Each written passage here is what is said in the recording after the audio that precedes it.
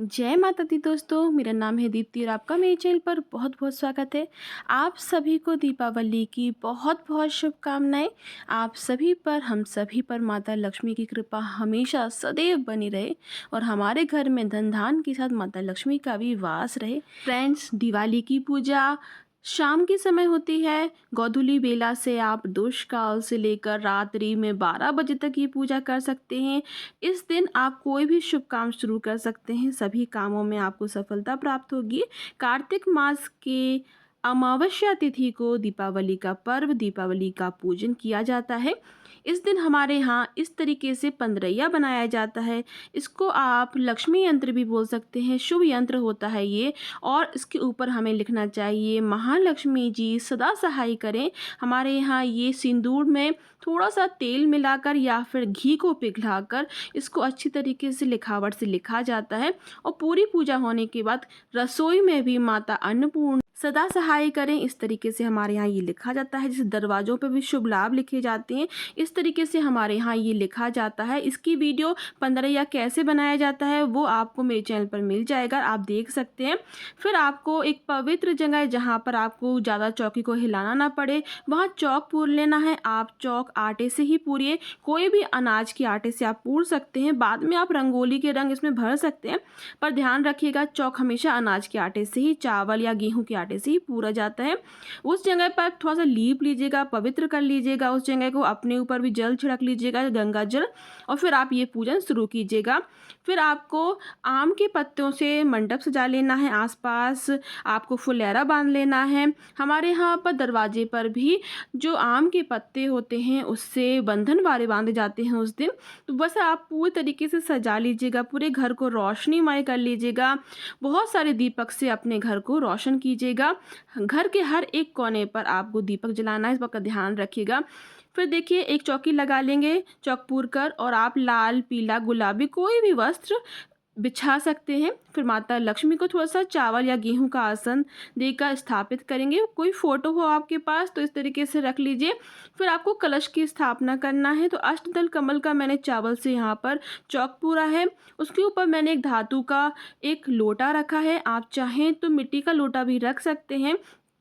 फिर उसमें हमें कुछ चीज़ें डालनी है, जैसे हल्दी की गांठ, सुपारी, एक कमलगट्टा, एक सिक्का। सिक्का में अगर आपके पास चांदी का सिक्का हो तो ज़रूर उसको डालिएगा, नहीं तो नॉर्मल जो हमारे सिक्के होते हैं पैसे वाले वो भी आप डाल सकते हैं।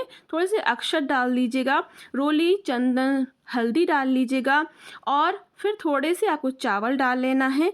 और फिर आपको पंच पल्लव यहाँ डालना है, कौड़ी भी आप डाल सकते हैं, कौड़ी हो आपके पास तो ज़रूर डालिएगा। फिर एक पुष्प डाल देंगे और हम इसके ऊपर पंच पल्लव यानी कि आम के पत्ते 5 रखेंगे, 5 या 7 या 11 आप रख सकते हैं। फिर अगर आपको ये पत्ते ना मिलें तो आप अशोक के पत्ते भी ले सकते हैं, उनको भी हम टीक देंगे। और कलश की स्थापना कैसे करना है इसका तो वीडियो आपको मेरे हर एक वीडियो में मिल जाएगा। अगर आपको विस्तृत रूप से देखना है तो आप मेरे चैनल पर जाकर देख सकते हैं। फिर हमने पंच पल्लव का इसको हमें पूर्ण पात्र बनाने के लिए ऊपर से एक प्लेट रखना होती है, और ऊपर से हम थोड़े से चावल भर देंगे। चावल या गेहूं कोई भी अनाज आप भर सकते हैं। इसके ऊपर हमें एक श्रीफल रखना है, नारियल, नारियल पर मौली बांध लेंगे और इस तरीके से रखेंगे कि उसका जो मुख है वो हमारी तरफ हो, या फिर इस तरीके से रख सकते हैं कि आप उसका जो मुख होता है वो ऊपर की तरफ हो। फिर माता लक्ष्मी की जो मिट्टी की मूर्ति है उसको हम थोड़े चावल रखकर स्थापित करेंगे। अगर आपके यहाँ गणेश जी की भी मिट्टी की मूर्ति रखी जाती है तो आप वो भी रख सकते हैं। हमारे यहाँ जैसी पूजा होती है बुंदेलखंड साइड में वैसे ही मैं आपके साथ शेयर कर रही हूँ। हाँ, एक चीज़ और, हमारे यहाँ पर गेरू से जो लाल वाली मिट्टी होती है उससे सुराती भी बनाई जाती है।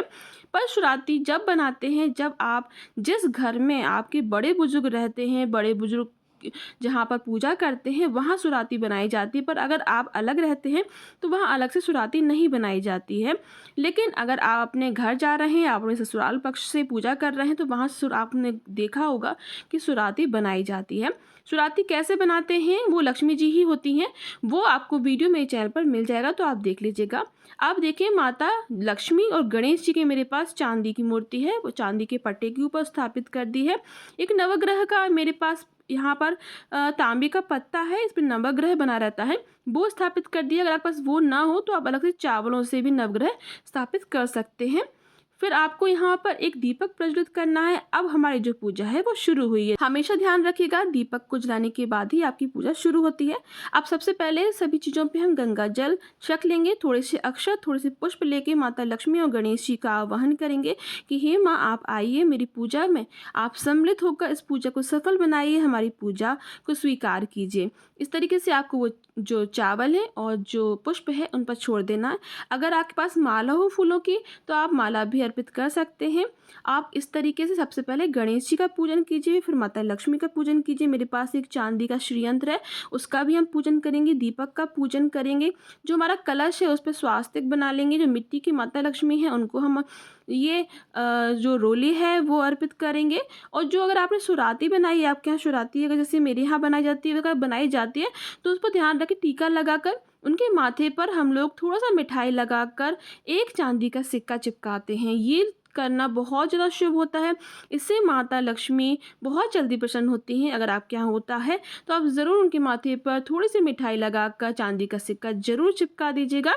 अब आपको सभी जगह शुभ लाभ को, सभी जगह पर जो हमारा कलश भरा हुआ है सोने चांदी से, उसको भी सभी जगह टीका लगा देंगे, अक्षत अर्पित कर देंगे। और आपको ध्यान रखना है, आपने जब भी जहाँ पूजा कर रहे हैं वहाँ श्री गणेशाय नमः और महालक्ष्मी सहाय करें और शुभ लाभ जरूर लिखिएगा, क्योंकि शुभ लाभ जो हैं गणपति जी के पुत्र हैं दोनों, इसलिए माता रिद्धि सिद्धि के साथ शुभ लाभ की भी कृपा आप पे हमेशा बरसे, इसीलिए इन चीज़ों का ध्यान रखना चाहिए। अब हम सभी पे पुष्प अर्पित कर देंगे। अगर आपको कमल का फूल मिल जाए आज के दिन, दीपावली के दिन, तो आप जरूर अर्पित कीजिएगा। अगर नहीं मिल पाए तो कोई बात नहीं, जो कमल गट्टा है उसको भी आपने जो पानी में डाला है वो भी एक कमल का ही रूप ले लेता है, क्योंकि ये जो माँ कलश है वो लक्ष्मी कलश है। इस तरीके से हमने इसको बनाया है कि माता अपनी कृपा हमेशा बरसाए। अब जो सोना चांदी आपने नया खरीदा है वो भी माता को अर्पित कर देंगे हम। अब यहाँ पर हमें 5 या 7 प्रकार के अनाज अर्पित करना है। और जो आपने धनिया लेकर आए हैं, जो धनतेरस पे लेकर आए हैं, वो भी यहाँ पर ज़रूर रखिएगा। तो आपके पास जो भी अनाज हैं वो आप ज़रूर अर्पित कीजिए, जिससे कि माता लक्ष्मी हमारे भंडारे हमेशा भरे रहें और हमेशा उनकी कृपा हम पर बरसती रहे। अब यहाँ पर जो कौड़ी है, शंख है, छोटा वाला जो लघु शंख होता है वो कमल गट्टे हैं, चांदी के सिक्के हैं। और यहाँ पर जो भी चीज़ें हमने अर्पित की हैं माता को, वो उनको छुपाकर अर्पित करेंगे उनके चरणों में। इत्र लगा देंगे चारों तरफ। आज के दिन जो खील बताशा होता है, जो नया बर्तन आप लेकर आए हों, उसमें ज़रूर भर कर रख दीजिए, जिससे कि हमारे जो घर के अनाज हैं, जो भंडार है, वो हमेशा भरे रहे। इस तरीके से देखिए, ये कांसे का बेला है, ये नया है इसलिए मैंने इसमें ही खील बताशा भर दिए हैं। जो भी आप नया बर्तन लेकर आएँ वो खाली ना रखें भगवान के पास, उसको भर कर रखें। हर एक बर्तन को भर कर रखें, ध्यान रखिएगा। अब इस तरीके से आपको यहाँ पर सभी चीज़ें छुपाकर माता को अर्पित करना है। मिठाइयाँ जितनी प्रकार की आप लगा सकें उतना ही अच्छा होगा, सर्वश्रेष्ठ होता है। मैंने यहाँ पर गुड़ की और ड्राई फ्रूट की चिक्की, पेड़े और बताशा का प्रसाद लगाया है। तो आप अपने सामर्थ्य के अनुसार प्रसाद लगाइए और अपने आस पड़ोस में जरूर बांटिए। यहाँ ड्राई फ्रूट्स का भी प्रसाद लगा देंगे माता रानी को।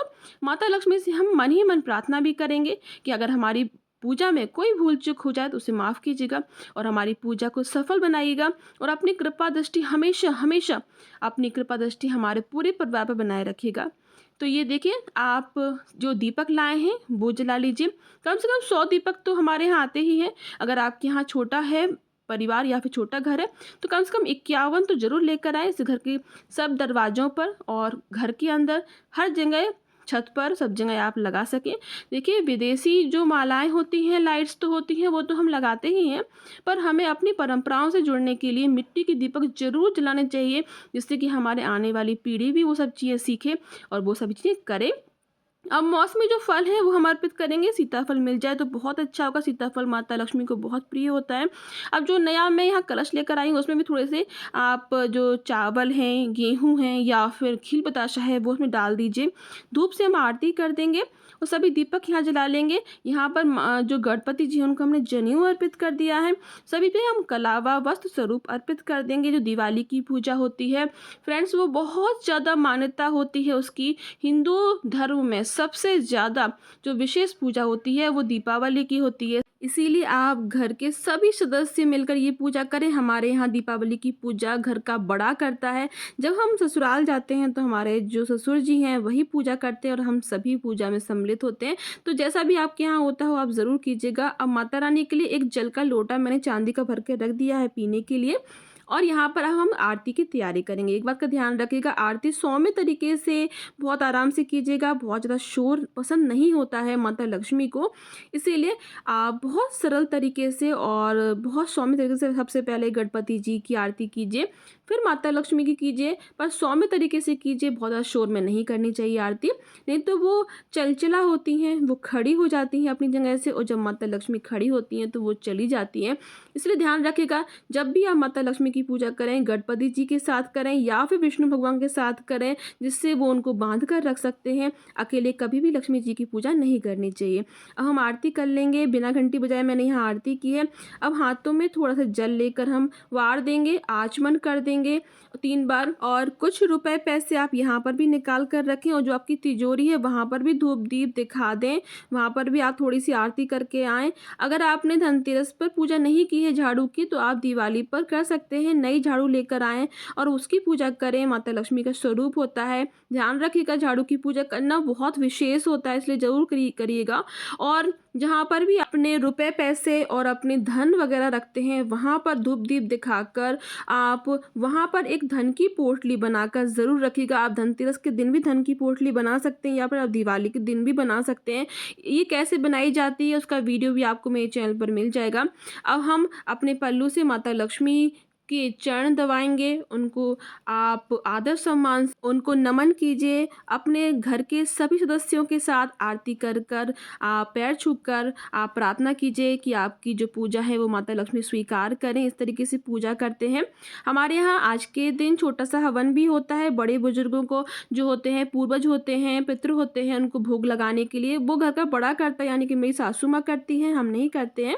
पूरी पूजा होने के बाद आप जो घी का दीपक जलाए हैं उससे थोड़ा सा काजल बनाकर अपने परिवार में सभी बच्चों को और सभी फैमिली मेम्बर्स को थोड़ा थोड़ा काजल ज़रूर लगाइए। इससे साल भर आप बुरी नज़र से बचे रहते हैं। फिर माता लक्ष्मी की मुख शुद्धि के लिए एक पान के पत्ते पर बताशा और सुपारी जरूर अर्पित कीजिएगा। सुहाग का सामान 5 चीज़ें कम से कम अर्पित कीजिएगा, और ये सुहाग का सामान आपको दान नहीं करना है, ये आपको आपके खुद के लिए रखना है। इस तरीके से पूरी पूजा करना है। आज का ये वीडियो मैं यही समाप्त करती हूँ। इस वीडियो को ज़्यादा से ज़्यादा जरूर शेयर कीजिएगा।